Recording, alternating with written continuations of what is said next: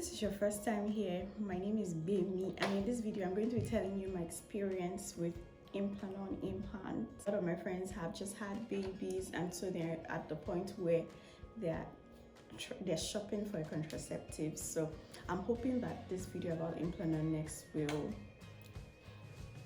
I don't know, help you make a decision and help you know the questions to ask if you're considering it.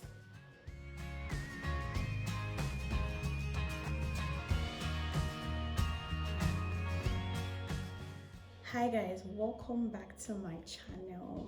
Welcome. If this is your first time, my name is Bimsola and I'm a mom of 2 toddlers in Lagos. I like to say that I was thrown in the deep end of motherhood.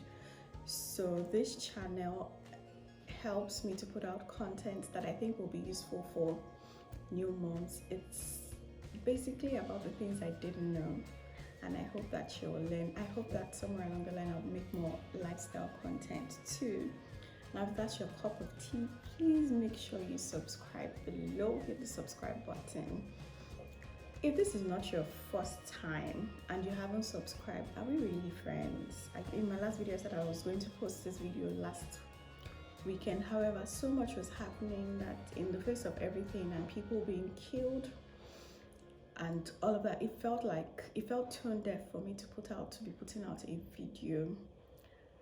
For the first time as a Nigerian, I've felt utter hopelessness. I used to be one of the most optimistic and hopeful people, but in the last few days, seeing how our government will turn its guns on us for daring to demand better, I've gotten to a place where I cannot hack my mood out of that. I cannot just hack my mood. I can't just tell myself to move on, and so I'm stuck in this place mentally.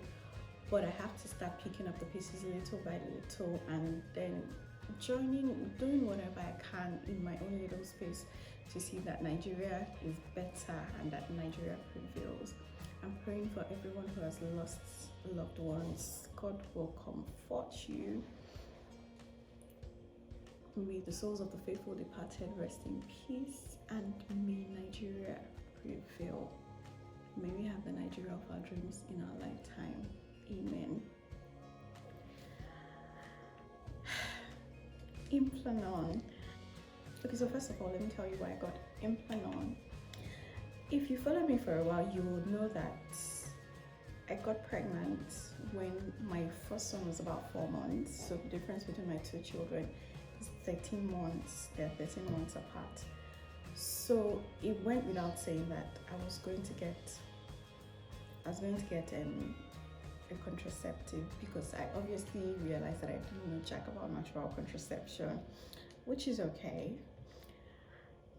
So I went to a health center and then I looked at my options. A primary healthcare center, by the way, I think it's almost free there if it's not free. So I looked at my options. There was a depot injection, but it didn't make sense because first it will make me gain weight, and at that time I was already overweight. I was struggling with my weight and with bad knees from my weight and a lot of other things. So that's that on one hand. The other option would have been a pill. Now I know myself, if I'm not taking an antibiotic, that I have to finish the course. And I am not pregnant and taking vitamins for the child inside me. I do not trust myself to be consistent, so again, that went out the window. So the injections, not an option. The pills, not an option.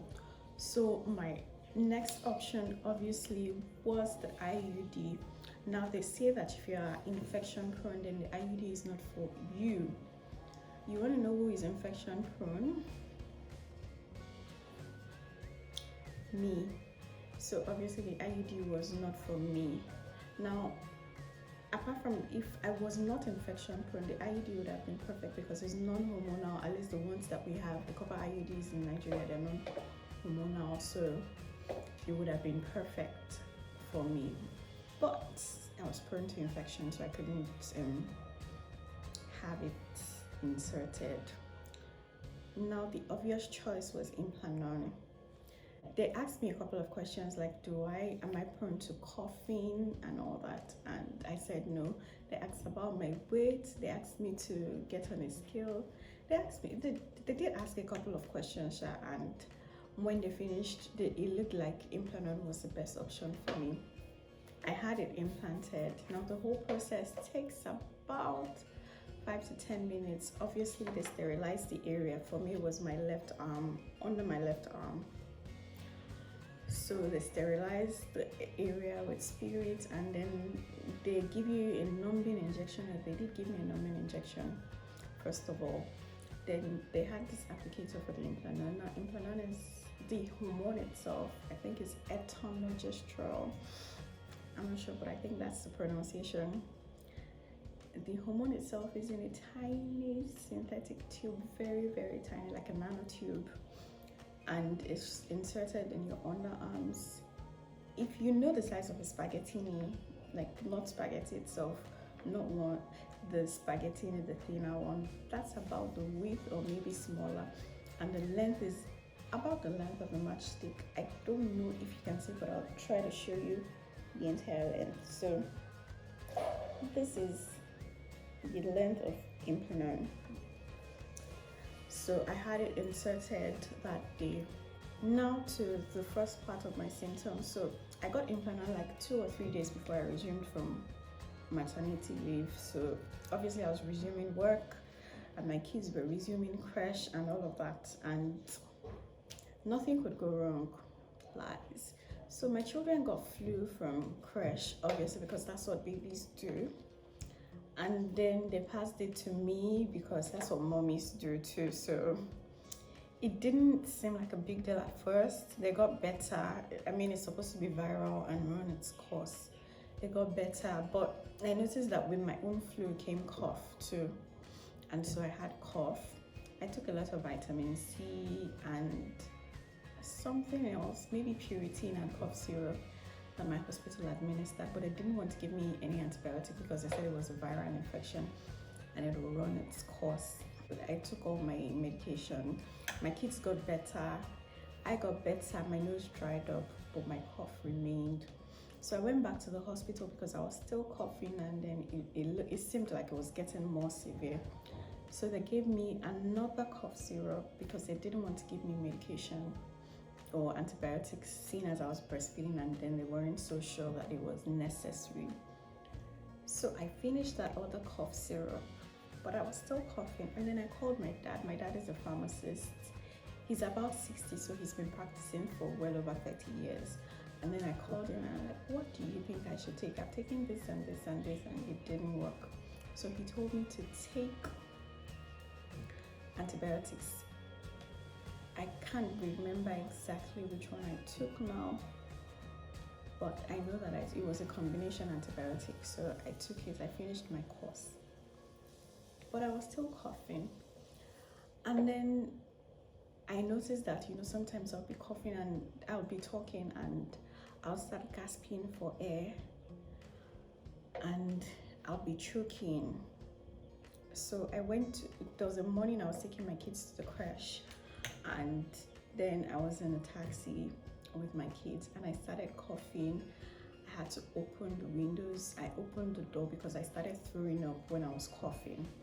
So I opened the door, my baby was in my hand, my toddler was right beside me. It was crazy. So I just told the taxi driver to drop us at the creche, and then I told him to drive me to another hospital. I couldn't even talk to him. So when we got to our destination, which was the creche, I told him to just drive me to the hospital. So I went to the hospital. I don't want to name the hospital because I had a very terrible experience there. Apart from seeing that I could barely speak, I was supposed to do a test. So I think from like 9 a.m. or thereabouts, I was there till 3 trying to do a spirometry test. I had given them sputum for a tuberculosis test. I think they had listened to my heartbeats, that not everything, but I was supposed to do a spirometry test, and they called it a lung function test. And then I waited and waited and waited, spent the whole day there. So when it was 3, I left. and then I had to go back there another day to do my spirometry. Now, in this same period, I was attending classes. I was still struggling with, I was struggling with going to work every day and then taking care of my kids and this cough that wouldn't go. But so it didn't seem like I was very sick. It just felt like I was coughing. Otherwise, I was healthy. And then I could be having a good day, like normal day, nothing is happening, and I'll just start eating and start choking. So I didn't feel, and they hadn't figured out what was wrong with me, so I didn't feel like, okay, I can take extended days off to take care of myself, because I don't even know what is wrong with me to start with. And then I had these classes that I'd already paid for, and I couldn't reschedule because I had moved people around so that I could be able to attend classes. My friends were staying at home with me because my husband worked some weekends at the time. So my friends were coming to stay with my kids. My mom was coming. I'd done a lot of moving around so that I could attend my classes. So I would go to classes, and then sometimes in class I'll try to answer a question and I'd start coughing again, I'll start choking and all that. It was later I realized that at some point my classmates thought that I was pregnant and I was going to spit. Anyway, that went on. And then my friend Shadi kept telling me that I think you have asthma. And I'm like, no, I can't have asthma. I'm not asthmatic. It makes absolutely no sense for you to say that I have asthma. I just have cough, or they just haven't figured out what is going on with me. So from the last hospital where I did my spirometry, obviously I was not breathing well. I couldn't exhale properly and all of that. They gave me cough syrup, they gave me a few other things, but my symptoms were slightly better. So I went to another hospital again, and then they gave me the same antibiotics that my dad prescribed, which I took. I'm like, it doesn't make sense. I'm just pumping my body full of antibiotics while breastfeeding a child. So I need to know what is really wrong with me. And then my friend told me, you know what, I think you have asthma, but just for us to double check, take this medication and this medication, and let me know how you feel. So I took a steroid, and then I took Ventolin, salbutamol, and I noticed that I felt better. So I went to General Hospital, and then I told them all of my symptoms. They told me to do a chest x-ray, listen to my heart and everything, and then like take this and this, which was the same thing my friend recommended, like a steroid, prednisolone. I think is what's the word now? It's for allergies too. So I took that, and then I took Ventolin, and God, I felt so good. I hadn't felt that good. I hadn't been able to breathe that well in such a long time. Of course, there were instances because I was just figuring out that I had asthma. There were instances where I'd enter a taxi and the air freshener would make me choke, and then I'd start spazzing again, or would spray the house and then I would start coughing again and all of that. But I felt so good after I started that course. Then they weaned me off it, so I couldn't take it for long, and then I started to get better. I got better. I stopped coughing after a while. I occasionally, up till now, still choke, and I think in December I did like a full body medicals, and then I realized that my lungs weren't functioning because of the cough and because of the asthma. They had aged so much that the age of my lungs now, I try not to take spirometry long age too seriously, but the age of my lungs was like double my age. So then I was 31, and then the age of my lungs was 62. So that was the side effect of the cough and everything. But apart from that, I feel good. I occasionally still choke, and then I think that I've worked my body to where, or I've exercised enough to where my lungs are stronger now. I try not to overdo it so that I don't kill myself. when I first started exercising again, I had to get an inhaler and put in my waist pouch so that, just in case I'll be ready. So that was like the major side effect of Implanon for me. Oh, let's talk about the weight gain. Now, for me with Implanon and weight gain, there were a lot of things that weren't obvious to me at first. First of all, when I was still heavy when I got my Implanon, but I didn't look so big, but I was heavy.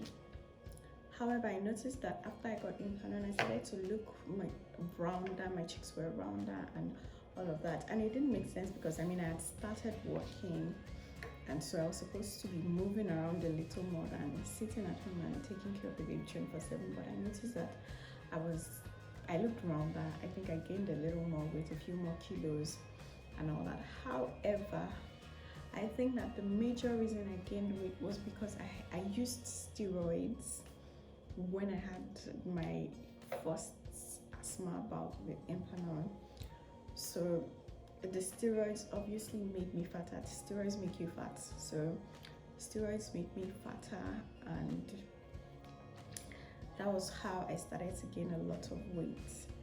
So the steroids obviously made me fatter. Steroids make you fat, so steroids make me fatter, and that was how I started to gain a lot of weight. Also noticed something this year, that with Implanon, sometimes I can look like, in 1 week I can look like I'm a size 14, and then 2 weeks after I can look like a size 10. My face can look slimmer and everything. So it feels like sometimes my hormones are just all over the place and I can't really control how I look. I feel that the longest stretch of time I've lost weight with Implanon have been times where I have been bending my body to fit into a certain lifestyle or a certain fitness regime and food regime and all that. So I have to now be conscious of what I am putting in my food, up onto the spices, to balance out my hormones so that I can feel good, look good. I feel like Implanon has defined how I live and everything. On one hand, I enjoy the fact that, okay, I'm not afraid of getting pregnant again for a while, but it feels stressful that, I can't just eat what I like and just live my life. Before I got married, before I got pregnant, if I wanted to fit in a dress in 2 weeks, I would. And then now I know I'm older, obviously my body is changing, my metabolism is slowing, but I'm certain that Implanon did a double on me. So now, seeing everything I've gone through, the logical thing is to have taken out Implanon at least when I had asthma or something. But I feel that for me, the implications of not having birth control outweighed living with asthma. I feel like something where I had regular attacks or something, so maybe that was what made me minimize it. In hindsight, I would have taken care of myself better.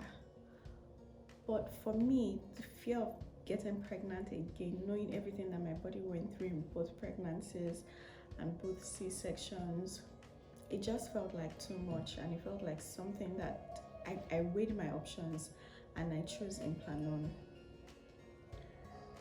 Now, sometime this year, after I noticed that my moods, which is a side effect that I haven't talked about, my moods were all over the place, and that if I looked like I was retaining water, 1 week I'm fat, the next week I'm slim, I decided that I was going to take out Implanon. Also, the major reason I made that decision was because I was spotting. So out of 30 days in a month, I could be spotting for like 16 to 20, and it just felt like a lot for me. I would have to wear panty liners every day, then I'd have periods that would extend. It was just too much for me, so I said that I was going to take out my Implanon, and I went to the health center closer to me, not the one where I got it. Like, I thought it was going to be another short procedure, so I just snuck into the health center. And there were so many women there who were either waiting for Implanon or waiting to remove the Implanon. So obviously I started a conversation like, oh, why are you here? What do you want to do? And then I met women with 4 children, with 5 children, who are just getting birth control. So I tried to do like an about turn, but again I was tired of spotting, so I still saw the nurse or matron in charge of birth control. On one hand, I'm thinking that I need to take this thing out and, you know, live my life, see what my body can do without birth control and everything, see how much better I feel, see how much better my moods are and all of that. And then on the other hand, I'm like, I don't want to get pregnant again, so what am I going to do? So I told her, what are my options if I decide to keep this? And then she was like, oh, well, I can give you something to stop the bleeding. So she gave me something, microgynon. I made the decision that I was going to wait till the end of this year to see how my body was with Implanon. Just give it one last shot and then make a decision. Did I take the microgynon? No. Nothing about it was really good. So I'm still living with my spotting. Now I've tweaked my diet a bit again, and in the last 2 months or 1.5 months, I would say that I've exercised every other day. So I'd rather not. I'd rather continue to, you know, try and exercise and all of that than add one more contraceptive. So yeah, I feel like I'm between the devil and the deep blue sea. And it feels like it's just an endless cycle of things that are not really good for my body, but I'll take it over. I'll take it over getting pregnant again. So that has been my experience with Implanon. I hope that it helps you make a decision. So if you're asthmatic or if you're prone to cough and all of that, make sure that you ask all of these questions. Different people react to Implanon differently. So while it is not perfect for my body, it may be perfect for you. It might have 0 side effects except occasional spotting and amenorrhea.